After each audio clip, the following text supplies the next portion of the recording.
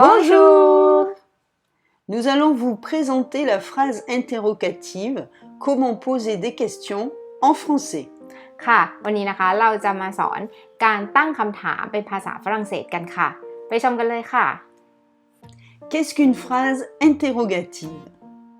Elle permet de poser des questions. ใช้เพื่อตั้งคำถาม Elle se termine par un point d'interrogation. แล้วก็จะลงท้ายด้วยเครื่องหมายคำถาม Il y a trois formes de phrases interrogatives. L'intonation, est-ce que plus forme affirmative, inversion du sujet. ค่ะรูปแบบของประโยคคำถามเนี่ยก็จะมีทั้งหมด3แบบก็คือรูปแบบแรกก็คือรูปแบบที่เราใช้โทนเสียงในการบ่งบอกว่าเป็นประโยคคำถามรูปแบบที่2ก็คือคำว่า esker แล้วก็ตามด้วยประโยคบอกเล่ารูปแบบสุดท้ายก็คือการสลับตัวตำแหน่งประธานกับ verb นะคะเดี๋ยวเราไปดูกันค่ะ Question avec intonation montante. ค่ะแบบแรกก็คือประโยคคำถามที่เป็นคำถามเนื่องจากการที่เราใช้เสียงสูงขึ้นไป Elle est utilisée dans le langage familier. ประโยคคำถามแบบนี้นะคะก็คือเราจะใช้ในภาษาพูดทั่วๆไปที่ไม่เป็นทางการ C'est la forme la plus simple de l'interrogation. เป็นรูปแบบประโยคคำถามที่ไม่ซับซ้อนที่แบบทั่วๆไป La place des mots ne varie pas, seule l'intonation permet de reconnaître que c'est une question. ค่ะก็คือคำในประโยคเนี่ยจะไม่มีการแบบสลับที่หรืออะไรจะเป็นรูปแบบเหมือนประโยคบอกเล่าเลยมีแค่โทนเสียงที่เราทำให้มันกลายเป็นประโยคคำถาม Par exemple, tu aimes regarder la télévision? ค่ะอันนี้ก็คือแปลว่าเธอชอบดูโทรทัศน์ไหมจะสังเกตว่ารูปแบบประโยคคือเหมือนประโยคบอกเล่าแต่ว่าใช้โทนเสียงให้เป็นประโยคคำถาม Tu vas à la piscine demain? แปลว่าเธอจะไปสระว่ายน้ำไหมพรุ่งนี้ Question avec est-ce que sans mot interrogatif. ค่ะอันนี้เป็นรูปแบบประโยคคำถามที่มีคำว่า esker แต่ว่าไม่มีคำที่เป็นคำที่บ่งบอกถึงคำถามพวกอะไรที่ไหนอย่างไรพวกนี้ค่ะประโยครูปแบบนี้นะคะก็คือเป็นประโยครูปแบบคำถามที่เวลาเราตอบว่าจะเป็นใช่หรือไม่ใช่เท่านั้น Elle est utilisée dans le langage courant. La structure de la phrase est est-ce que plus phrase affirmative, sujet, verbe, complément. ค่ะอันนี้โครงสร้างของประโยคนะคะก็คือจะขึ้นต้นด้วยคำว่า esker แล้วก็ตามด้วยประโยคบอกเล่าก็คือมีประธานกริยาแล้วก็ส่วนขยาย Par exemple, est-ce que tu aimes regarder la télévision? Du coup, est-ce que, après il y a tu, sujet, aime regarder, verbe, la télévision, le complément. ค่ะอันนี้ก็แปลว่าเธอชอบดูโทรทัศน์ไหมเหมือนกับอันที่แล้วแต่อันที่แล้วไม่มีคำว่า esker ก็คือใช้พูดแบบให้มันสั้นขึ้นหรือว่าแบบทั่วๆไปใช้โทนเสียงเอาจะเห็นว่าก็จะเป็น esker แล้วก็ ju ก็คือเป็นประธานแล้วก็ตามด้วย verb ก็คือ am regarder ก็คือแปลว่าชอบดูแล้วก็ la télévision ก็คือแปลว่าโทรทัศน์ Est-ce que tu vas à la piscine demain? Donc, est-ce que, après on met le sujet tu, va le verbe, à la piscine demain, le complément. ค่ะอันนี้ก็เหมือนกันก็คือ esker ก็คือเป็นคำที่บ่งบอกถึงประโยคคำถามแล้วก็ตามด้วยคำว่า ju ก็คือแปลว่าเธอ va ก็คือแปลว่าไปเป็นคำกริยาแล้วก็ à la piscine demain ก็คือเป็นสระว่ายน้ำพรุ่งนี้อันนี้ก็คือเป็นส่วนขยายความหมายก็คือเธอจะไปสระว่ายน้ำไหมพรุ่งนี้ Question avec est-ce que plus mot interrogatif. ค่ะต่อไปก็คือจะเป็นประโยคคำถามในรูปแบบที่มีคำว่า esker แล้วก็มีคำที่แสดงถึงคำถามอยู่ในนั้นด้วยนะคะเดี๋ยวไปดูคำเหล่านั้นกันค่ะ Les mots interrogatifs. Où, où แปลว่าที่ไหน comment, อย่างไรหรือยังไง de quoi, จากอะไร avec qui. กับใคร Par exemple, où est-ce que tu vas demain? อันนี้ก็แปลว่าเธอจะไปไหนพรุ่งนี้ Comment est-ce que tu trouves cette musique? เธอหาเพลงนี้เจอได้ยังไง De quoi est-ce que ce plat est composé? อาหารจานนี้ทำมาจากอะไร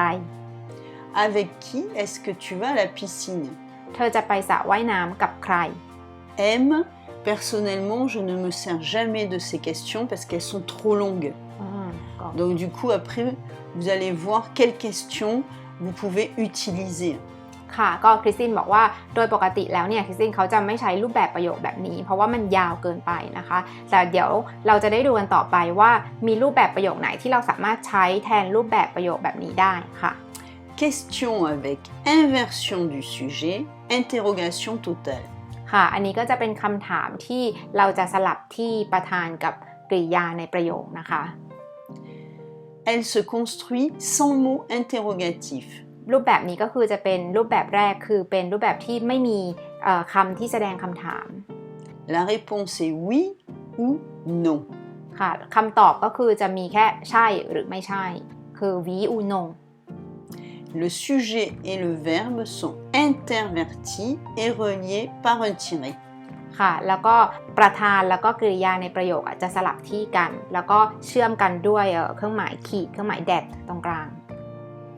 Par exemple, tu aimes regarder la télévision? ประโยคนี้แปลว่าเธอชอบดูโทรทัศน์ไหม Question avec inversion du sujet.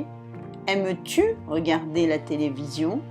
ค่ะถ้าเกิดเราอยากจะสลับที่พูดให้อยู่ในรูปแบบนี้เราก็คือจะสลับ verb กับประธานจาก tu aimes เป็น aimes tu แล้วก็เชื่อมด้วยเครื่องหมายแดดตรงกลางถ้าเขียน Tu vas à la piscine demain?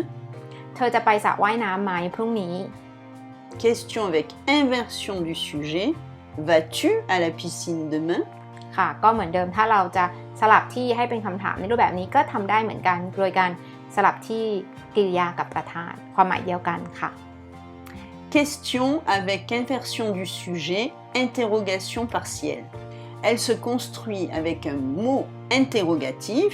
qui remplace l'élément sur lequel porte l'interrogation. ค่ะอันนี้ก็คือจะเป็นประโยคคำถามที่มีการสลับที่ประธานกับกริยาเหมือนกันนะคะแต่ว่าจะมีการเติมคำที่เป็นคำที่บ่งบอกถึงคำถามขึ้นมาด้วยข้างหน้าเรียกง่ายๆก็คือเป็นประโยคคำถามที่ไม่ใช่ประโยคแบบตอบว่าใช่หรือไม่ใช่เป็นประโยคคำถามที่ต้องตอบว่าเป็นใครอะไรยังไงที่ไหนเมื่อไหร่อย่างไรค่ะ Les mots interrogatifs. Qui, ใคร que avec apostrophe, ou quoi. อันนี้แปลว่าอะไร Où, ที่ไหน quand, เมื่อไหร่ comment, อย่างไรหรือยังไง pourquoi, ทำไม quel, quel, lequel. ค่ะอันนี้ก็คือแปลว่าอันไหนชิ้นไหนแบบนี้ค่ะ Combien. เท่าไหร่ Par exemple, qui vois-tu à la piscine quand il s'agit d'une personne? ค่ะอันนี้ก็แปลว่าเธอเห็นใครที่สระว่ายน้ำเพราะว่ากีแปลว่าใครดังนั้นประโยคนี้ก็คือจะสื่อถึงบุคคล Que vois-tu à la piscine quand il ne s'agit pas d'une personne? อันนี้ก็แปลว่าเธอเห็นอะไรที่สระว่ายน้ำอันนี้ก็คือใช้คำว่า girl แทนที่กีเพราะว่า girl ก็คือหมายถึงอะไรที่ไม่ใช่คนนะคะ Où est la piscine? สระว่ายน้ำอยู่ที่ไหน Comment vas-tu à la piscine? เธอจะไปสระว่ายน้ำยังไงก็คือจะขับรถไปเดินไปหรืออะไรแบบนี้ค่ะ Pourquoi vas-tu à la piscine? เธอจะไปสระว่ายน้ำทำไม Quelle piscine préfères-tu? เธอชอบสระว่ายน้ำแบบไหน En résumé, il existe 3 formes de phrases interrogatives. ค่ะอันนี้ก็มาทบทวนกันนะคะโดยทั่วไปก็คือประโยคคำถามก็จะมี3รูปแบบ Au niveau de l'intonation, tu vas à la piscine demain? ค่ะแบบแรกก็คือแบบที่ใช้เสียงโทนสูงขึ้นไปให้มันเหมือนประโยคคำถามนะคะก็คือแปลว่าเธอจะไปสระว่ายน้ำไหมพรุ่งนี้ Est-ce que plus forme affirmative? Est-ce que tu vas à la piscine demain? อันนี้ก็คือเป็นรูปแบบที่2ก็คือใช้คำว่า esker ด้านหน้าแล้วก็ตามด้วยประโยคบอกเล่าเหมือนกับอันแรกนะคะแต่ว่าใช้ esker วางข้างหน้าก็ความหมายเดียวกันแปลว่าเธอจะไปสระว่ายน้ำไหมพรุ่งนี้ Inversion du sujet. Vas-tu à la piscine demain?